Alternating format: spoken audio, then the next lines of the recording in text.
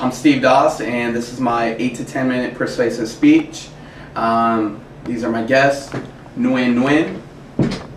And then over here, we have Kagan Bosworth. Hi, how you doing? And I'm Steve Doss, and I'll be giving my persuasive speech on life insurance today. Oh, also Corey Baum handling the camera. Hey. Okay. Today I'm going to talk to you guys about two different types of life insurance policies.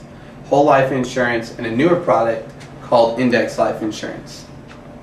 I'm going to explain to you a few of the differences in these life insurance policies, and at the end of the speech you should be able to determine the stronger or more useful life insurance policy. So let's take, for example, what we're going to do is we're going to kind of paint a picture. We'll have client A over here, and then we'll have client B over here.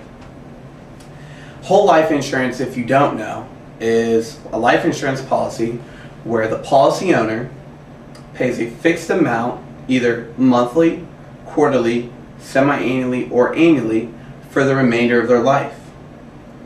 While they make these premiums, which are the monthly payments, these premiums are placed into an equity bucket, let's say. This equity bucket is the cash value in the policy.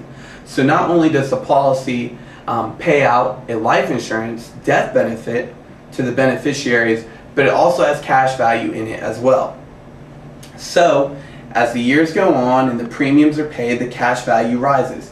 The death benefit never changes though, but the cash value can continue to grow.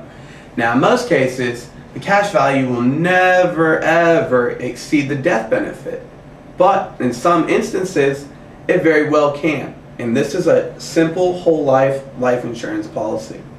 Okay, one of the things that you can do in a whole life insurance policy is a life insurance company will give you the availability and the option to take out a certain amount in the cash value.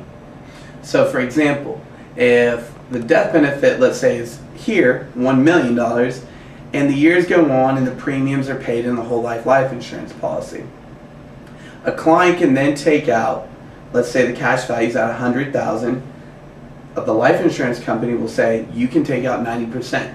So this client can take out $90,000. This $90,000 can be used to pay medical bills, pretty much anything that the client wishes to use the money for. The death benefit will be lowered in the amount that the cash that was taken out of the cash value in case they die before that cash value is paid back. If the cash value is then paid back, the death benefit will then be placed back at the correct number. Okay, so there's many pros to a whole life insurance policy, and let's go over them real quick. You're guaranteed a certain death benefit at death, and you also have the availability for your cash value to grow higher than the death benefit possibly, and you can also take out a certain amount of the cash value. We should also note that whole life insurance is creditor protected.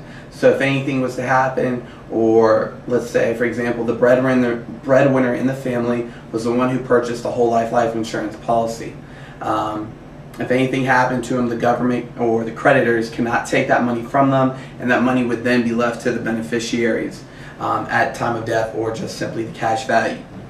Now we'll move on to a newer product that has made its mark in recent years. It's called an index life insurance policy. Many people have looked towards the market as a way to accumulate wealth beyond what their salary might just pay. But let's say in a bad year, things are really bad. If we look back in the last 3-4 years, the market hasn't been great. People have lost money, lives have been ruined, companies have been shut down, and people have been laid off. The economy's been hurt by this. But in good years, the market can become a second home, a beach house, a yacht, new cars, or more vacations, or simply newer TVs and newer clothes. The market can dictate how people live if they have their money placed in the market. So what we're going to do is we're going to talk about client A and client B. Let's say in year one, the market does 40%. Client A had all his money invested in the market. He made 40%.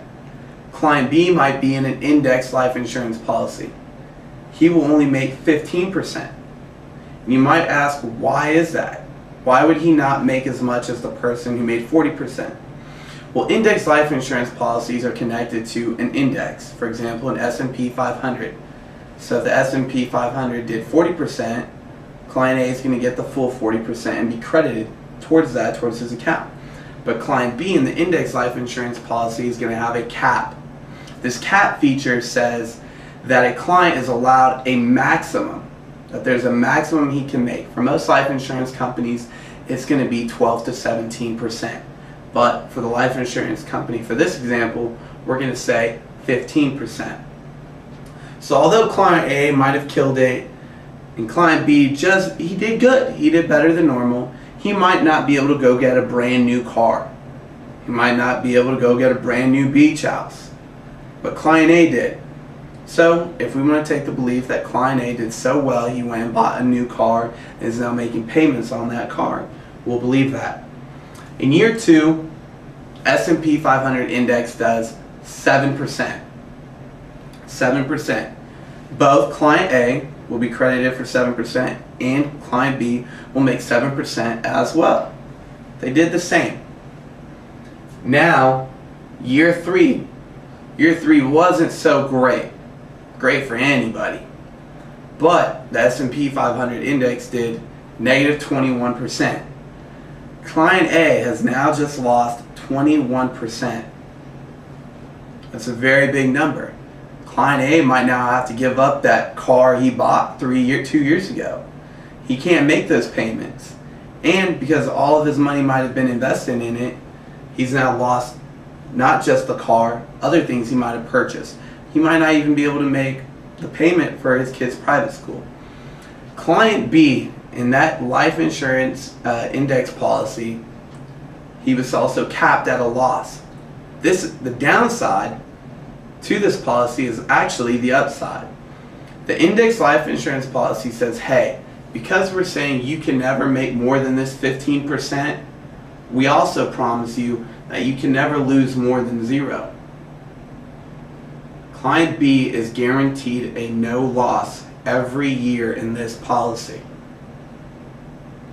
Now, if we look at that policy and compare that to whole life insurance, the reason why index life insurance might be more appropriate is it might not only get the same death benefit, but it creates a larger chance for the cash value to grow and for your equity to become more significant, stronger, create more buying power in that policy for you.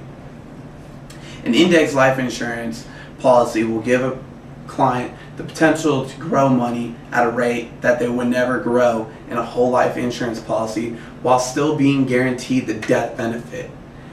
Whole life insurance policies might usually guarantee a 1 to 2, possibly 3% growth every year. Steady growth, almost with just inflation. But that index policy says, hey, in the good years, you're going to enjoy the economy.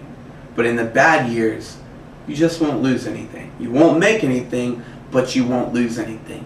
So if both policies cost the same, both policies give out the same death benefit, but only one policy can cap your loss and give you potential for a higher rate of growth, why not choose that policy over a simple whole life insurance policy? I hope you've become more informative about the 2 different types of life insurance policies we spoke about. And again, depending on your needs, your wants, and your financial goals, and your particular situation, everyone should contact their financial advisor or their life insurance agent to see which product might be more appropriate for them. Again, this is my persuasive speech, and I hope you guys choose the index life insurance policy. Thank you.